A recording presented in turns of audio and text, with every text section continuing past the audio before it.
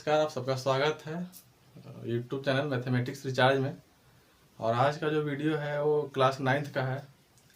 और इस वीडियो में हम लोग आज बात करेंगे एक्सरसाइज 1.1 के आगे जो थ्योरीज पढ़ना है उसके बारे में। ठीक है, तो 9th का जो फर्स्ट चैप्टर है उसका हमने एक्सरसाइज 1.1 कंप्लीट कर लिया था और आज हम लोग उससे आगे पढ़ने वाले। तो उससे आगे हम लोग को पढ़ना है अपरिमेय संख्या। ठीक है, एक्सरसाइज 1.1 के बाद जो टॉपिक है वह है अपरिमेय संख्या यानी कि इरेशनल नंबर। और देखिए, रेशनल नंबर तो हम लोग देख चुके थे, यानी परिमेय संख्या हम लोगों ने देख लिया था जो P/Q के रूप में था। ठीक है, परिमेय संख्या जो था वह P/Q के रूप में होता था, परिमेय यानी रेशनल। लेकिन अगर कोई संख्या P/Q के रूप में ना लिखा जाए तो उसको क्या बोलेंगे? तो वैसी संख्या है जिसे हम लोग P/Q के रूप में ना लिख सकें उसे बोलते हैं अपरिमेय संख्या। उसे क्या बोलेंगे? अपरिमेय संख्या यानी इरेशनल नंबर। तो सबसे पहले इसका डिफिनीशन लिखेंगे, उसके बाद समझेंगे इसको कि अपरिमेय संख्या कैसी हो सकती है। तो इसमें लिखिएगा, वैसी संख्या जिसे P/Q के रूप में नहीं लिखा जा सकता है, नहीं लिखा जा सकता है,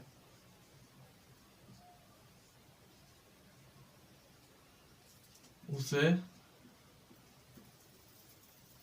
अपरिमेय संख्या कहते हैं।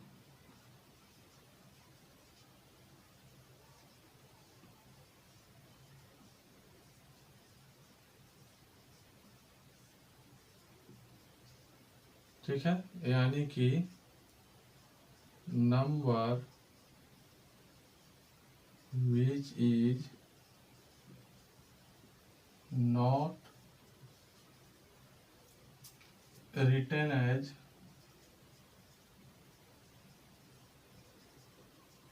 P/Q is called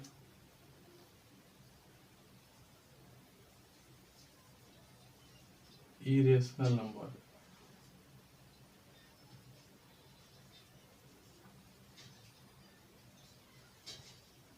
irrational number. अब देखिए, इसमें समझिए, यानी कि P/Q के रूप में उसे हम लोग नहीं लिख सकते हैं। तो जो भी संख्या होगा उसको देखते हैं कि संख्या होता किस प्रकार से है। तो मान लीजिए कि 2.3 है, तो 2.3 को हम लोग P/Q के रूप में लिख पाएंगे कि नहीं लिख पाएंगे? तो 2.3 को हम लोग लिखते हैं 23/10।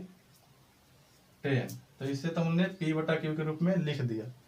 तो ये हो गया आपका परिमेय यानी कि रेशनल। लेकिन कोई संख्या इस तरह से हो, इन्फिनिटिव तक जाए। कहाँ तक? इन्फिनिटी तक, यानी पूरा पूरा नहीं कटे। तो अब हम लोग इसे कैसे लिखेंगे P/Q के रूप में? तो इसे हम लोग P/Q के रूप में नहीं लिख सकते। इसको तो हम लोग ने लिख दिया था, यानी दशमलव हटाते हैं तो दशमलव के बदले नीचे 1 दे देते हैं और इधर जितना डिजिट होता है उतना 0 बैठा देते हैं। लेकिन इसमें क्या है, इन्फिनिटिव संख्याएं हैं और वह क्या है, रिपीटेड नहीं है। देखिए, कोई भी संख्या रिपीट नहीं हो रहा है, यानी ऐसा नहीं कि एक क्रम के बाद वह दोबारा आ जाए। जैसे एक होता है कि 2 पॉइंट मान लीजिए 3 3 3 इस तरह से आ जाए, तो यह इरेशनल नहीं है। इसको हम लोग इरेशनल नहीं बोलेंगे क्योंकि यह रिपीटेड है, सिर्फ 3 3 ही बार बार आ रहा है। तो इसे हम लोग P/Q के रूप में लिख सकते हैं। ठीक है, इसको हम लोग देखेंगे आगे कि इसको P/Q के रूप में कैसे लिखते हैं। ठीक है, ये एक्सरसाइज 1.2 जो है उसके बाद इसको हम लोग देखेंगे, इसको भी हम लोग चर्चा करेंगे। लेकिन अगर रिपीटेड नहीं है, ठीक है ना, अलग अलग संख्याएं बार बार मिलते रहे, तो इसको हम लोग बोलेंगे इरेशनल नंबर यानी कि अपरिमेय संख्या। ठीक है, तो एग्जाम्पल में लिख लीजिएगा इस तरह से। और भी हो सकता है, मान लीजिए 1.101001 इस तरह से। मतलब संख्या जो है वो इन्फिनिटिव रूप से चलता रहे, कभी खत्म नहीं हो। ठीक है ना, पॉइंट के बाद इसको कभी भी हम लोग फाइनाइट नहीं कर सकते, यह अनंत तक जाएगा और रिपीटेड नहीं होगा, इसे बोलेंगे अपरिमेय संख्या। अब इसी में आ जाता है आपका √2, क्योंकि √2 का अगर वर्गमूल निकालेंगे, इसका रूट निकालिएगा तो कभी भी यह पूरा पूरा रूट नहीं निकलता है। √3, √5, √6, √7, ठीक है, इस तरह से बहुत सा है, यहाँ पे लिख देंगे etc। तो ये सब हो गया एग्जाम्पल अपरिमेय संख्या का, जिसको हम लोग p/q के रूप में नहीं लिख सकते हैं, ठीक है ना। चलिए आप देखते हैं कि अपरिमेय संख्या को संख्या रेखा पे कैसे दिखाएंगे, यानी जो इरेशनल नंबर है उसको नंबर लाइन पे कैसे दिखाएंगे। नंबर लाइन पे हम लोगों ने जब परिमेय संख्या को दिखाया था, जैसे मान लीजिए यह हो गया 0, 1, 2, -1, -2।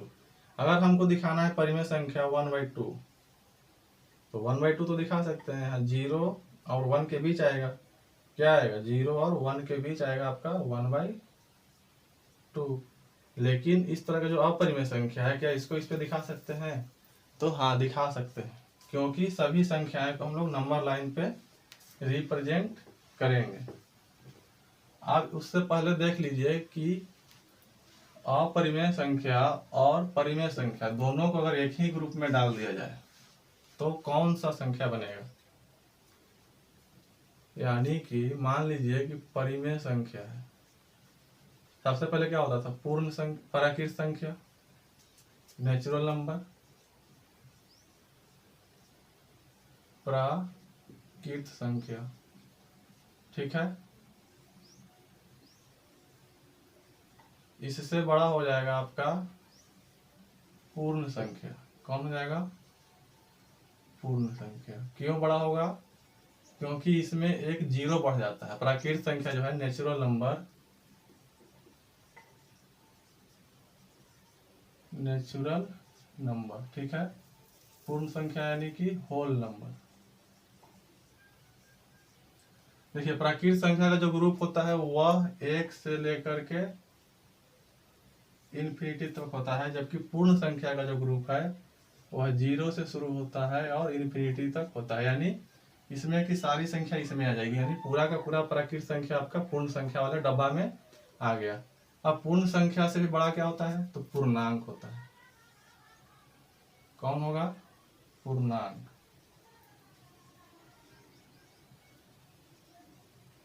यानी कि इंटीजर।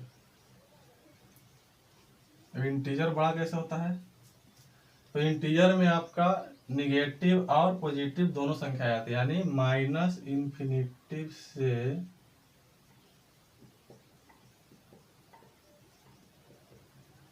+∞ तक, ठीक है। लेकिन इसमें p/q के रूप में नहीं रहता है। अब पूर्णांक से बड़ा होता है जो बॉक्स बनेगा वो हो जाएगा आपका रेशनल नंबर, यानी कि परिमेय संख्या। परिमेय संख्या लिख लीजिएगा इसको, रेशनल नंबर, ठीक है। यानी कि सभी प्राकृत संख्या पूर्ण होगा, पूर्ण संख्या जो है सभी के सभी पूर्णांक होंगे और सभी के सभी पूर्णांक जो है परिमेय संख्या होगा, क्योंकि परिमेय संख्या भी -∞ से +∞ तक जाता है। लेकिन इसमें जो है आपका 1/2 जो है ना, -1/2 हो या -3/2 कुछ भी हो, वो भी इसमें शामिल होता है, ठीक है।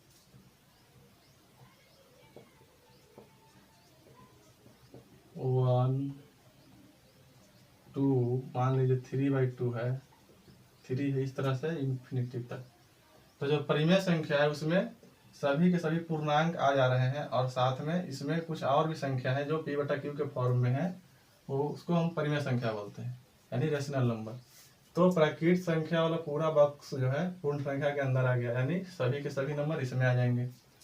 फिर पूर्ण संख्या पूरा का पूरा आ जाएगा आपका पूर्णांक वाला में, इंटीजर में, ठीक है। पूरा का पूरा जो पूर्णांक है वह चला आएगा आपके परिमेय संख्या के अंदर में, ठीक है। तो सबसे बड़ा भी यहाँ तक परिमेय संख्या था, लेकिन अब यहाँ पे एक और चीज आ गया, अपरिमेय संख्या, इधर मिटा रहे हैं, ठीक है। अपरिमेय संख्या जो कि इन सबसे अलग है। ऐसा नहीं कि परिमेय संख्या पूरा का पूरा अपरिमेय में आ जाएगा, नहीं, परिमेय संख्या और अपरिमेय संख्या अलग है। अपरिमेय संख्या यानी कि इरेशनल नंबर।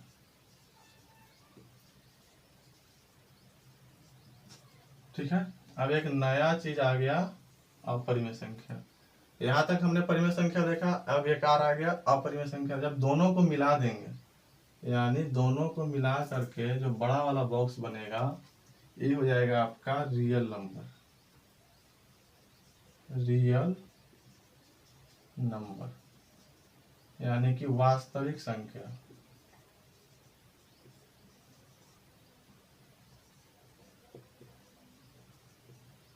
ठीक है, वास्तविक संख्या के अंदर परिमेय और अपरिमेय दोनों आते हैं। यानी इस तरह से कह सकते हैं कि रियल नंबर जो है एक ऐसा ग्रुप है जो परिमेय यानी रेशनल नंबर और इरेशनल नंबर दोनों के मिलन से बनता है, यानी दोनों को मिलाएंगे तब हमारा बनेगा रियल नंबर का ग्रुप। ठीक है, तो रियल नंबर में जो भी संख्याएं होंगी, रियल नंबर के अंदर जो भी संख्या होगा वो चाहे तो परिमेय होगा, अपरिमेय नहीं होगा तो फिर वो अपरिमेय होगा। यानी रियल नंबर के अंदर आपका √3, √2, 1/2, 0, 1, 3 सभी आ जाएगा। ठीक है ना, इसमें से कुछ संख्याएं जो है वह अपरिमेय होगा और कुछ परिमेय होगा, क्योंकि दोनों का जो है ना मिश्रण है आपका रियल नंबर, मिक्सचर है। ठीक है, अब इतना तक समझ गए हैं। अब देखते हैं कि अपरिमेय संख्या को हम लोग नंबर लाइन पे कैसे दिखाएंगे, क्योंकि रियल नंबर को हम लोग नंबर लाइन पे दिखा सकते हैं। जितना भी वास्तविक संख्या है उसे हम लोग नंबर लाइन पे दिखाएंगे, उसका एक अपना स्थान होता है नंबर लाइन पे। तो परिमेय संख्या को तो आसानी से दिखा दे रहे थे, लेकिन अपरिमेय को कैसे दिखाएंगे? तो हेडिंग है अपरिमेय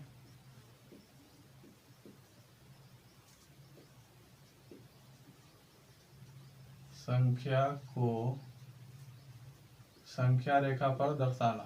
संख्या रेखा पर दर्शाना। ठीक है, यानी कि locate irrational number on number line.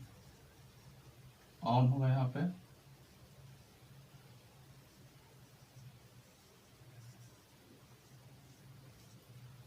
मान के चलिए रूट, हम लोग ने देखा था अभी अपरिमेय संख्या, मान के चलिए कि √2 आ गया।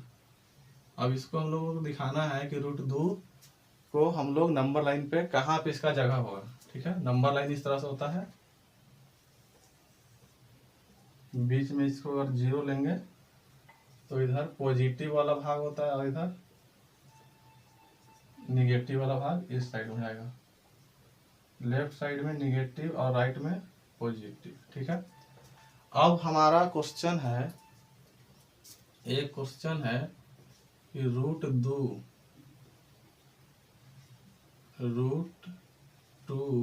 को संख्या रेखा पर दिखाइए।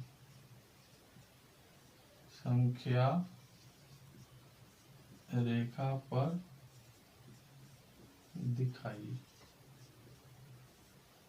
ठीक है, इंग्लिश में लिखेंगे इसको locate √2 on the number line.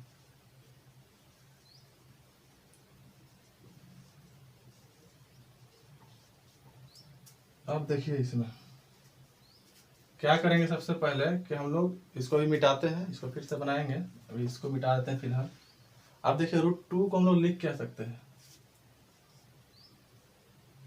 √2 को हम लोग लिख सकते हैं √1 + 1। ठीक है, या फिर इसी को हम लोग लिख सकते हैं √1² + 1²। ठीक है, √1² + 1² यानी 1 का स्क्वायर करेंगे 1 ही रह जाएगा, 1 का स्क्वायर 1 रह जाएगा, कोई फर्क नहीं पड़ने वाला है।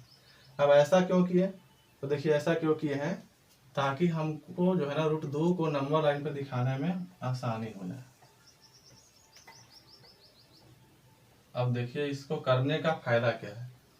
1 2 3 -1 -2 -3। और √2 के बदले हम लोग क्या लिख सकते हैं, तो 1 स्क्वायर प्लस 1 स्क्वायर। अच्छा ठीक है, तो यहाँ पे हम लोग देख लेते हैं इसको। 1 स्क्वायर है तो क्या करेंगे, आप लोगों ने पढ़ा होगा एक फॉर्मूला होता है पाइथागोरस का कि कर्ण स्क्वायर बराबर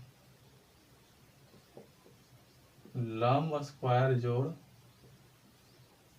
आधार स्क्वायर, यानी कि हाइपोटेनस का स्क्वायर इक्वल टू होता है परपेंडिकुलर का स्क्वायर प्लस बेस का स्क्वायर। ठीक है, ये फॉर्मूला पढ़े हैं। अब यहाँ पे हम लोग मान लेते हैं कि हमारा जो है, अगर इसको हम लोग और थोड़ा सा चेंज करें तो कर्ण इक्वल टू यानी h बराबर क्या हो जाएगा, √p² बराबर प्लस b²। ठीक है, इसको स्क्वायर को इधर ले गए तो अंडर रूट में आ गया।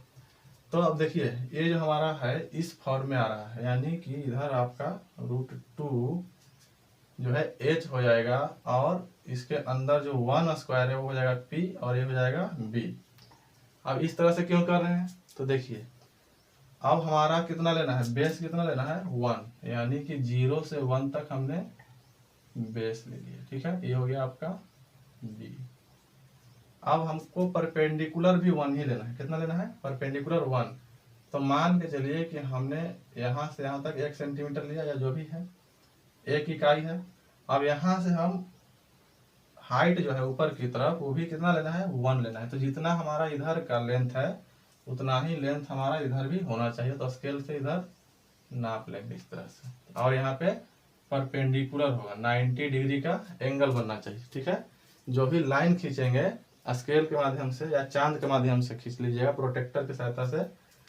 पहले क्या कर लेना है, जितना आया है उतना, मान लीजिए 1 आया है तो 1 ले लिए, 2 रहता तो 2 तक ले लेते हैं। ठीक है, 1 है तो 1 ले लिए। अब फिर जो हमारा परपेंडिकुलर के फॉर्म में तोड़े हैं तो परपेंडिकुलर भी 1 आ रहा है। तो यहाँ पे हमने पहले 90 डिग्री का एंगल बना लेना है और उसके बाद फिर 1 इकाई यानी 1 इकाई जितना नीचे है उतना ही ऊपर की तरफ ले लेना। मान लीजिए यहाँ तक आ रहा है। अब इसको इस तरह से मिला देंगे। ठीक है, अब देखिए तो हमारा हाइपोटेनस क्या हो जाएगा, h क्या हो जाएगा, √2 होगा ना। 1 स्क्वायर जोड़ 1 स्क्वायर बराबर क्या हो गया, √2। तो बेस हो गया, इधर परपेंडिकुलर हो गया और इधर हाइपोटेनस हो गया। तो इसका ये 1 है, ये भी 1 है, दोनों को क्या किया है 1 स्क्वायर प्लस 1 स्क्वायर बराबर हो जाएगा इधर h²। इस तरह से देखिए इधर लिख रहे हैं, यानी कि 1 square plus 1 square equal to हो जाएगा इधर h²। अब इधर से इसको इधर लेके आ जाएंगे तो क्या हो जाएगा, 1 प्लस 1 रूट अंडर में हो जाएगा, इधर बचेगा h, स्क्वायर आ गया इधर हो जाएगा रूट अंडर में, यानी कि √2 बराबर h। तो h हमारा कितना हो गया, √2। तो h को हम लोगों ने √2 मान लिया। इस तरह से अगर इसी तरह से आपको भी करना है। ठीक है, एक 90 डिग्री का यहाँ पे ट्रायंगल बना लेना है जिसमें आपको इसको जो तोड़े हैं उसको बेस और परपेंडिकुलर के रूप में लेना है। अब यह देखिए यहाँ से लेकर के यहाँ तक की जो लंबाई है, लेंथ है, वो आपका √2 है। कितना है, √2। तो इसको आप लोग कंपास की सहायता से क्या कर लेना है, इस तरह से माप लेना है। ठीक है ना, और मापने के बाद यहाँ पे जैसे पॉइंट रखेंगे,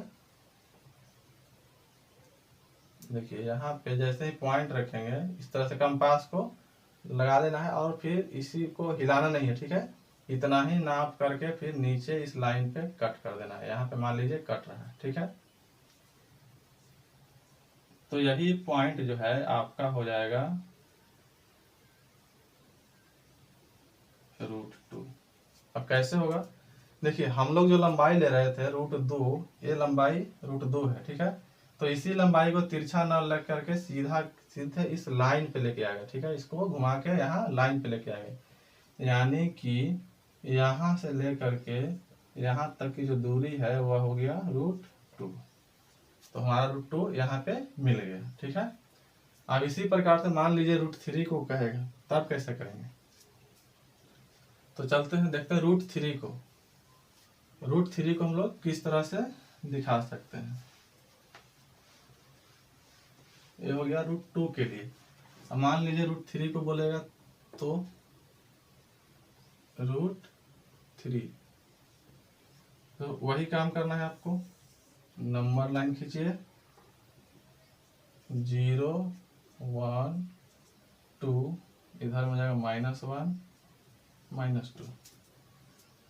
अब √3 को हम लोग लिख क्या सकते हैं? √3 को हम लोग लिख सकते हैं √2 + 1।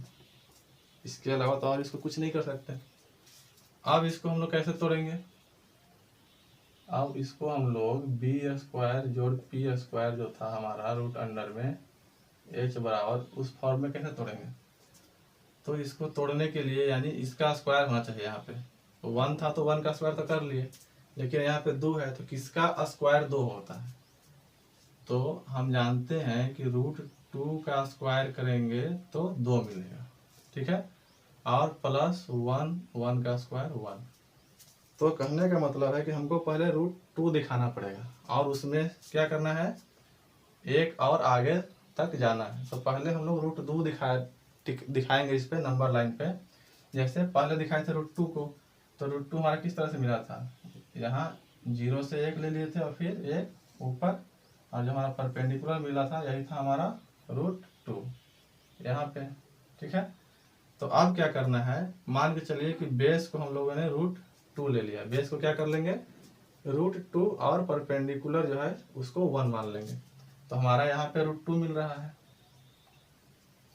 तो यहाँ से यहाँ तक बेस हो गया हमारा। ठीक है, अब यहाँ पे हम लोग को फिर से 90 डिग्री और कितना हाइट में 1 लेना है। हाइट कितना लेना है?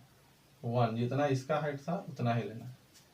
यहाँ पे हमारा जो बेस हो जाएगा, ये हो जाएगा आपका √2 और ये हो जाएगा आपका 1। चलिए इसको नहीं लिखेंगे। ठीक है, यानी कि इधर √2 हो गया, तो √2 का स्क्वायर जोड़ 1 का स्क्वायर क्या हो जाता है? h, यानी कि कर्ण। तो इसमें कर्ण आपको खींचना है। आप देखिए यहाँ पे हो गया आपका h, यानी कि √3। h यहाँ पे कितना है?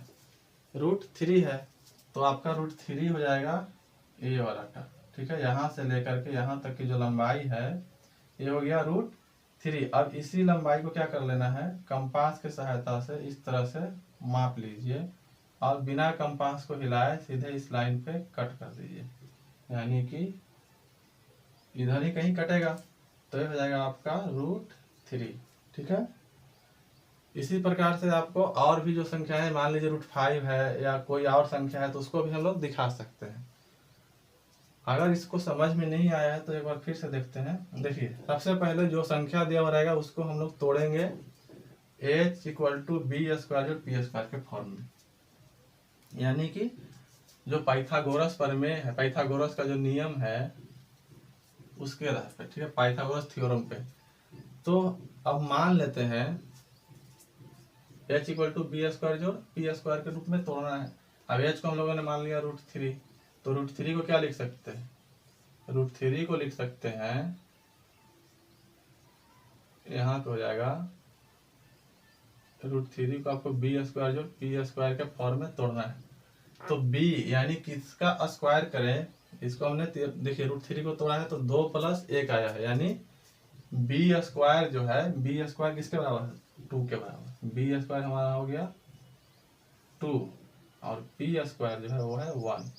तो यहाँ से b का जो वैल्यू मिल रहा है, b का वैल्यू क्या मिलेगा? स्क्वायर पे इधर ले जाएंगे तो √2, और p का वैल्यू क्या मिलेगा? तो p का वैल्यू मिल जाएगा, स्क्वायर इधर जाएगा तो हो जाएगा √1, यानी 1 का रूट निकालेंगे 1 ही रहेगा। तो यहाँ पे b² की जगह पे लिख दिए हैं √2 का स्क्वायर और p² की जगह पे लिख दिए हैं 1 का स्क्वायर। ठीक है, अब इसके बाद हम लोग इसको बेस मानते हुए, किसी एक को बेस मान लीजिए, तो इसको हम लोगों ने बेस माना, और √2 हम लोग पहले जो निकाले थे उसके अनुसार √2 हम इसे नंबर लाइन पे दिखा रहे हैं। और उसके बाद क्या कर रहे हैं, इसको मान लेंगे p, इसको मान लेंगे P, यानी कि परपेंडिकुलर। तो यहाँ से यहाँ तक तुम्हारा √2 है, लेकिन 1 कहाँ से आएगा, तो 1 यहाँ से यहाँ तक की जो लंबाई है इतना ही लंबाई आपको इधर ऊपर की तरफ ले लेना है। और उसके बाद जो मिलाइएगा तो ये जो लाइन बनेगा ये आपका हो जाएगा √3। तो इसी √3 लंबाई को नाप करके क्या कर लेना है, कंपास को मतलब इस तरह से कंपास जो होगा इसको इस तरह से फैला लीजिएगा और इसको इतना माप आया तो इसको हिलाना नहीं है, इतना ही पे रख करके यहाँ पे लाइन पे कट कर देना है, तो मिल जाएगा आपका √3। इसी प्रकार से मान लीजिए कोई और नंबर आता है √5 हो या फिर कोई और नंबर हो तो उसको भी इस तरह से दिखाएंगे। तो आज का जो वीडियो है उसको यहीं तक रखते हैं, ठीक है। और जो कल का वीडियो होगा उसमें हम लोग एक्सरसाइज 1.2 पे चर्चा करेंगे, यानी एक्सरसाइज 1.2 को सॉल्व करेंगे।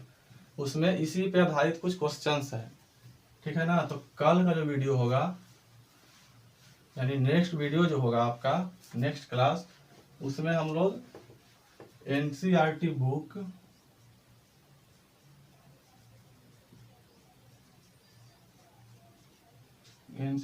का एक्सरसाइज जो है 1.2 को सॉल्व करेंगे। ये हमारा नेक्स्ट वीडियो में होगा, नेक्स्ट वीडियो का एक टॉपिक है। तो आज का वीडियो जो है यहीं पे समाप्त करते हैं। चलिए मिलते हैं अगले वीडियो में।